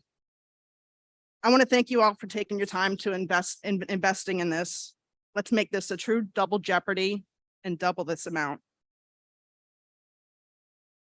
We take so much time thinking about the future, we forget to relish in the now. Let today be an example. The ball is rolling. Let's work together to get it in the air. That's it. Thank you. Thank you very much. Marvin Arnold, Rosia Aguilar, it looks like Margarita Alvarez. Good morning. Good morning. My name is Marvin Arnold. I live at 2332 Martin Luther King. I've seen this council continuously be a part of the criminalization of Black, brown, working class, poor people. From your tone today, it sounds like you're willing to at least partially adopt some of the proposals addressing root causes that Vera has raised today. Thank you for that. But But not only should you fully fund the plan, but you should also divest from the very harmful policies that you continually uphold. To keep it brief, I'd like to close with a personal story to call out just how useless much of your prior investments have been at preventing violent crime and promoting healthy lives in the city. This January, a young man was shot and killed right outside my house, no more than 20 feet from a city-owned surveillance camera. We did a public records request and that camera had no footage of the shooting. How is that possible? And why do you continue to invest in a broken criminal justice system? You can do better. Please do better. Start by listening to Vera. Thank you. Thank you. All right. Garcia Aguilar, Margarita Alvarez, Raul Lopez. Okay. All right. What about Mr. Lopez? Same. Thank you. All right. I'm probably going to butcher this name. Maro Shahanigiri. I apologize in advance. It's okay. It happens. My name's Maharo. I live at 226 Cortez. And I first have to say that it's a dystopian process sitting here today watching coalition of community organizations representing thousands of New Orleanians requesting that our city finally fund basic necessities that these funds were designated for. We're a sick society when our council has already quickly funded millions of dollars to a violent police department last year. But months later, community organizations and residents are frankly toiling and begging for money to support basic needs like shelter, housing, and resources that we need to survive. We need to fund each and every one of these proposals yesterday. Two additional quick things. Many council members brought up homeowners, and I think Councilmember Druso said that they are in fact the place to start when addressing our housing crisis. We absolutely need to better support lower and middle income, disabled, Black and brown homeowners who need to stay in their homes. Man, could you bring your mic closer? I'm only hearing like every other word. Yes. But addressing housing starts with the most vulnerable people who are the folks living on the street right now. And just because some of them might not be as strategically useful as voters doesn't mean that unhoused people matter. We have to address homelessness by starting with unhoused folks. And a few council members brought up community gardens in response to an ask to fund food banks. As someone who works at a number of the community gardens in the city, I can tell you that yes, we need support for community gardens, and yes, we need to turn vacant lots into more gardens. And food takes months to grow. And people are hungry right now. 30 seconds. We need to put money into our food banks and to other ways to provide immediate food to our residents. Thank you. All right. Jeanette. No, not speaking. Okay. Marima Drame. Then Jessica Lovell. Then Carlos Guillen. Good afternoon. Good afternoon. Sorry. My name is Mary Alma Drame, and I'm here on behalf of the Power Coalition for Equity and Justice. We are inspired by all of the proposals shared today, especially the ones that concern affordable housing.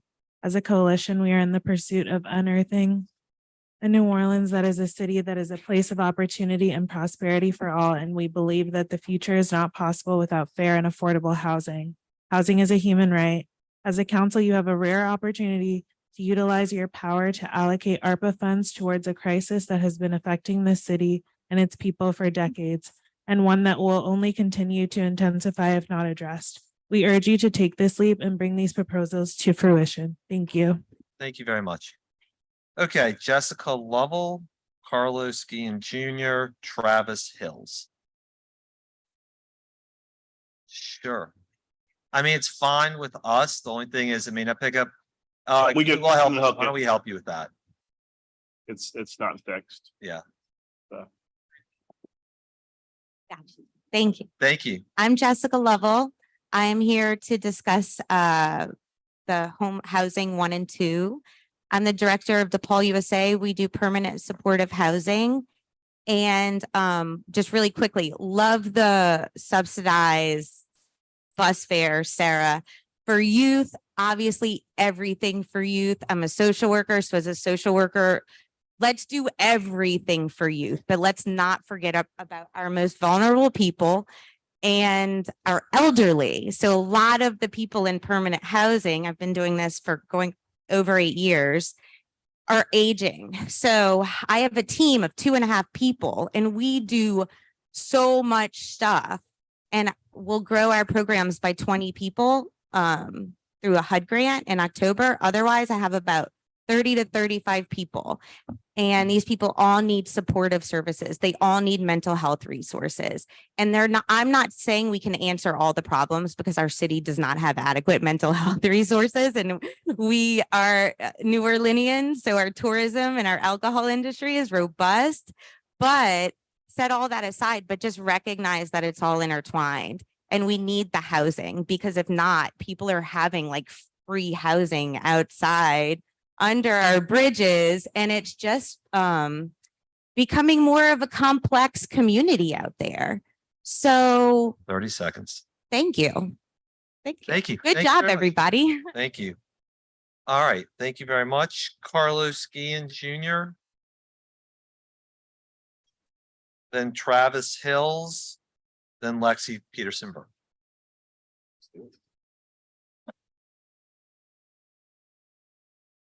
Good afternoon, Good Council. How afternoon. y'all doing? Good. I'm Carlos Guillen Jr. I'm part of the homeless population that's down here.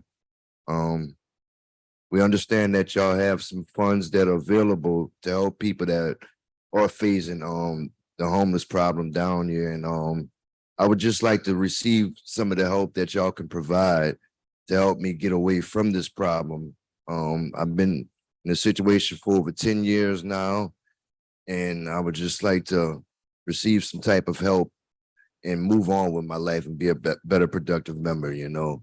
Y'all doing a good job, and I just think that y'all can do a little something more to help us out, you know. Thank you very much, Council. Thank you, sir. All right, Travis Hills, Lexi, then Frank Southall. Good morning, ladies and gentlemen. Morning. My name is Travis Hills. I stay at the Lower Barrier Homeless Shelter. I am a homeless man. As I came in here with him, caseworker here is Mr. White. And I want to speak up on the housing funding that you guys, like you said, have available. I work. I do have a mental illness, but I want to speak about the timely manner, because I have a strong willpower, but I'm losing my will and my way of belief. I don't want to say that you guys failed me, because I'm a God-fearing man. I can never be failed when God got my back. So what I do want to say is that just shine a light on the program, the people that's inside of the program and how they handling the individuals that they're dealing with. Follow up on if they're actually, after getting housing, getting the right employment and everything that they may need, if it's mental help or if it's like medicine and whatnot. I see the people. I'm around the homeless people every single day. I watch people die. My uncle just died 2 weeks ago waiting to receive housing. And they're dealing with addictions, and low poverty, not having the right employment and whatnot. So but whatever is work, we all the people. We all the people. I don't know where the funding is, because the people have the fundings, and we're here together, come up with a solution for the problems that we all are here witnessing and experiencing as people. So whatever is work for the people, if it is there, help me, help my man, and help all the people that can withstand help. 30 seconds. But from everything I hear, it sounds good, but just show me the money, because that's what I go to work for.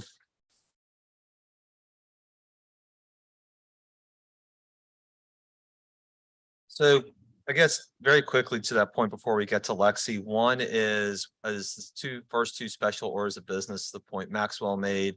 United Way will be coming back to talk about the mental health collaborative and the money that they've received and what's going on to build that out. And I think you've already acknowledged that needs a lot more money and time. We agree with that. So they will be here talking about where we've gone from September, sort of as a concept, and now into practice. And then secondly, while we're talking about housing doubles to dorms, will be on the agenda too. And my hope is the same vigor that housing advocates have brought to this, they will also bring to that situation, which is pushing people out of their homes. So, all right, now that I'm off my soapbox, Lexi, Frank Southall, and Valerie Caff. Hey, Council, Lexi Peterson Bridge, one of the interim executive directors of the New Orleans Worker Center for Racial Justice. Just wanted to say thank you for finally putting this on the agenda, Joe. I know you heard me a few JP, weeks JP ago. gets the credit. Oh. JP the credit.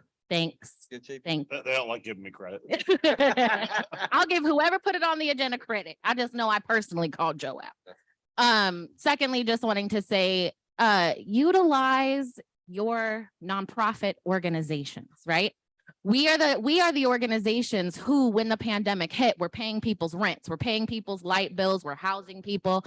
We have the infrastructure to support community in ways that we don't need to keep reinventing. In fact, we're trusted to provide that support. It takes not but an hour to draft a CEA, sign it, and let nonprofits do what they do with community first, foremost. Last thing that I will say around the food gardens as well and homeownership. We can't implore and push our communities to buy homes if they can't afford food, if they can't pay their rent even, and if they can't get to work. So if we're going to try to, again, address the root causes of issues, we have to start with our most vulnerable, our most impacted, which are not people who can afford to buy homes. Lastly, we can grow all the food in the world, but to Mahro's point, people are hungry now, and this money is for relief and recovery. So as we work on investing and building programs out further, that's great. And we should continue to have those conversations. People need housing now. People need food now. People need dignified access to work now. Thanks. Thank you, Lexi. All right. So last four cards, Frank's coming up, Valerie Caffin, Daiquiri Jones, and Morgan Clevenger. Good morning, everyone. I'm Yasin Frank Southall, Organized Communication Manager at Jane Place, 2533 Columbus Street. We applaud you all for taking time to address long-time structural systemic issues that other city councils have refused or have addressed in half sort of kind of good ways. I'll put it that way. We support long-term development of affordable housing as an organization. After all, we build permanently affordable housing mid-city, but we know from our policy research organizing work that a massive increase of vouchers are needed. We also need to incentivize the landlords taking on houseless folks via bonuses. And so utilizing some of this funding to incentivize the landlords to take on tenants in the core of our city is very important. We interact with a lot of folks who are spread out to far edges of the city who have permanent supportive housing vouchers, the East, Algiers. I talked with a gentleman a couple of weeks ago who literally walks down Chef Mentor because his financial situation is shaky. And that's how he gets to work in a quarter. And working with groups like the Harry Thompson Center, other folks based out Rebuild Center, we know this is a challenge. And we've heard city council and other folks in our city say a lot about unhoused individuals in different parts of the city.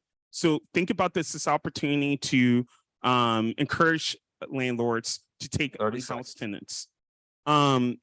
Lastly, furthermore, we need tailored assistance in the most directly impacted neighborhoods and zip codes. We know from organizing research work where people are most directly impacted. So let's think about like the East, let's think about Algiers, let's think about St. Roch, Central City, and figure out ways to put this rental assistance and affordable housing dollars in these neighborhoods. Thank you very much, y'all. God bless y'all. Thank you. All right, Valerie's coming to the mic, Daiquiri and Morgan Clevenger is the last card that I have. Thank you. And it's Valerie Coffin. My apologies. Okay. But so I want to thank everyone for being here today. And I really appreciate all of the work of the community partners for this really robust plan. It really makes me think of the proverb where you're fishing people out of the river. And that's kind of the homeless system. Is this plan will help us fish more people out of the river who are experiencing homelessness now and be part of a bigger effort to actually improve the stability of housing in our communities after this short-term funding is done and at the point at which the other parts of the programs actually will be implemented. I think the other thing is this really is like a timely opportunity because we have $50 million leveraged in supportive services for mental health, healthcare, to help support people in their stability in housing. And so this is like a really rare opportunity to actually leverage the 15 with the other 15 million and actually save over 400 people. I mean, even just from like the city program that we're doing right now with rapid rehousing with the ESGCV. I I mean, 9 people died over 3 years because you age so much more quickly while you are unsheltered. So we really need this money now to help save lives now. Thank you. All right, Daiquiri Jones, Morgan Clevenger. Hi, I won't speak much because this is obviously a no-brainer. But just brought to mind just more personal things. I mean, I live at 2406 St. Rock Avenue. My name is Dr. Jones, obviously. But my parents were very young when I was born, 4 kids. You know, my mom was like 17. Now my mom and my dad own houses. But it was really difficult to get to that point. A lot of the people that I talk to in my work, they are in increasingly desperate situations. I mean, many of them would love to be on a path to home ownership. I think that's important. My grandfather has a home. He's suffering a lot. It needs incredible amount of repairs. He has like 1 leg and dementia. And I see the need, obviously, for home ownership, but I can't emphasize enough that half of New Orleans, you know, are renters, and they're paying half of their paycheck, a third of their paycheck on rent. I mean, you can't create a path to home ownership in that situation, and you have way more than enough money to really address that and really leave behind a legacy we can all be proud of. I mean, I was just talking to someone and at Park Fontaine on the west. I mean, they didn't have electricity in their apartment for 5 months in a lot of parts of it. So, you know, people are in desperate situations now. This is like I said, a no-brainer. Thank you. All right, Morgan, you're the last public speaker, and then we have 9 online comments. 7 online comments. We'll let Nathan keep time on those. Thank you. Good afternoon. Good afternoon. This is a really important conversation. I'm glad to see that these dollars are finally being addressed. I think there was a lot of disappointment in the budget that was passed in December that $30 million was put towards blight rather than preventing the loss of people's homes. And we know that our homeowners, especially our longtime homeowners, are up against it. We are losing the diversity of our city. We're losing that economic asset that so many of our people have, families that built those houses 100, 200 years ago. They worked their lives as teachers, cafeteria workers, police, whatever, to get that one asset. And there's blue roofs everywhere. Miss Alma, my neighbor across the street, her son lived next door. He lost his job in the pandemic. She couldn't collect that rent. Then Ida came, tore the roof off, destroyed the other side of the shotgun. Still not repaired. She's on fixed income. This is replicated all over the city. People are going to lose their homes. We're up against the next hurricane season starts right now. And insurance is unbelievable. Property taxes, unbelievable. Homeowners need relief. They pay the most taxes in this city, and rental apartments are absolutely mom and pop landlords. How can they put affordable rents in the apartment when their cost and their maintenance are so high? So I ask you, please do the right thing. Blight and homelessness are about trauma and loss. I don't want to see my neighbors lose their homes. I don't want to see them become homeless. I don't want to see them, you know, the loss of that lifelong asset. Let's help our homeowners too. Thank you. Thank you, Morgan. All right. Yeah, absolutely. I just want to put an invitation out to everyone in the room and everybody who's listening. This Thursday at New Orleans Worker Center for Racial Justice office, 3500 Canal, 2nd floor, we'll be hosting an American Rescue Plan Act town hall where these 3 lovely panelists will also be on the panel, and we'll be having dinner, and there'll be childcare and interpretation. So if you want to come provide feedback, if you feel like you weren't given the opportunity to, and for anyone on the council, if you would like to come talk to community members about it, please join us. It's from 7 to 9 p.m. Thank you, Lexi. All right. With that, we'll hand it over. First comment is from S. Bailey. Number one, advocate $15 million to house the 420 people living on the street by providing emergency housing, rent assistance for permanent housing and supportive services. Two, allocate the balance of ARPA funds and as much of the budget surplus as possible to the creation of deeply affordable housing. Three, we have the resources now to help everyone on the street into an apartment and provide affordable housing for the future. Everyone deserves a home.